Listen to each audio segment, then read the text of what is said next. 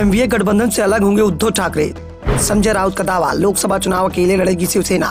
कांग्रेस और एनसीपी से अब दूरी बनाने के उद्धव ठाकरे ने दिए संकेत। फडणवीस को उद्धव ने साथ आने का दिया ऑफर। महाराष्ट्र की राजनीति में तेजी से बदलाव हो रहे हैं। सबसे पहले शिवसेना में बगावत हुई। एकनाथ शिंदे पार्टी के 55 में से 40 विधायक लेकर अपने साथ चले गए। अलग ही नहीं हुए, उन्होंने पूरी शिवसेना पर ही कब्जा कर लिया, क्योंकि चुनाव आयोग ने शिंदे गुट को असली शिवसेना का नाम सौंप दिया और असली शिवसेना एकनाथ शिंदे की गुट को मान लिया। पार्टी का नाम और निशान भी शिंदे गुट को सौंप दिया गया। अब बगावत को लेकर तमाम खुलासे हो रहे हैं, तो उद्धव ठाकरे भी खुद को मजबूत बनाने में जुट गए हैं। उद्धव ठाकरे अब हर उस दल से गठबंधन करने की कोशिश कर रहे हैं जो बीजेपी के खिलाफ दिखाई पड़ रहा है। वो ये भी नहीं देख रहे हैं कि जिसके साथ गठबंधन कर रहे हैं वो दल एनडीए गठबंधन के सहयोगी यानी कांग्रेस के खिलाफ है। महाराष्ट्र में कांग्रेस और एनसीपी की सहमति के बिना ही उद्धव ठाकरे ने प्रकाश अंबेडकर की पार्टी वंचित बहुजन अघाड़ी के साथ गठबंधन कर लिया। इसके बाद आप संयोजक और दिल्ली के सीएम अरविंद केजरीवाल से मुलाकात करके इस बात के संकेत भी दे दिए कि महाराष्ट्र में शिवसेना उद्धव बाला साहब ठाकरे आपके साथ भी गठबंधन कर सकती है। इस बीच संजय राउत ने यह कहकर कांग्रेस और एनसीपी को चौंका दिया कि शिवसेना महाराष्ट्र में लोकसभा चुनाव लड़ेगी। वैसे कांग्रेस के प्रदेश अध्यक्ष नाना पटोले भी कई बार इस बात का दावा कर चुके हैं। वो साफ कर चुके हैं कि एनसीपी के साथ कांग्रेस का पुराना गठबंधन है। कांग्रेस एनसीपी के साथ लोकसभा चुनाव में गठबंधन हो सकता है, लेकिन शिवसेना की अलग विचारधारा है जो कांग्रेस की विचारधारा से मेल नहीं खाती।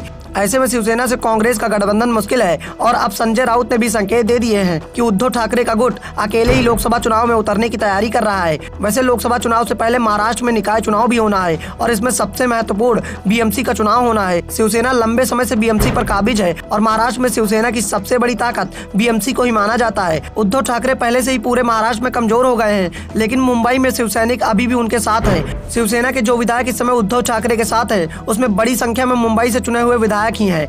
ऐसे में उद्धव ठाकरे कांग्रेस और एनसीपी के साथ बीएमसी का चुनाव लड़ेंगे या नहीं, इस पर सवाल उठ रहा है। ये 1-2 महीने में साफ हो जाएगा, क्योंकि जल्द ही बीएमसी चुनाव का ऐलान हो सकता है।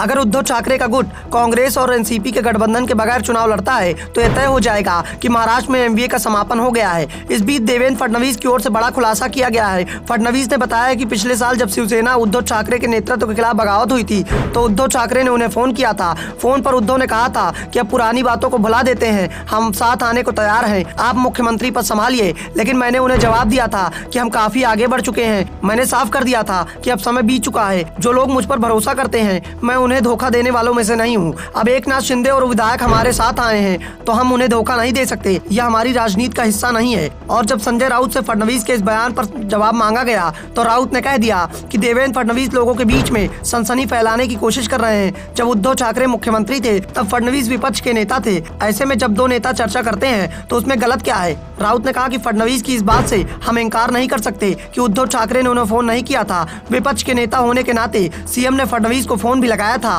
लेकिन फडणवीस ने उस घटना को अलग ही रूप दे दिया। दरअसल देवेंद्र फडणवीस ने एक साक्षात्कार में कहा था कि जब एकनाथ शिंदे के नेतृत्व में विधायकों ने बगावत की थी तब उद्धव ठाकरे ने उनसे संपर्क किया था।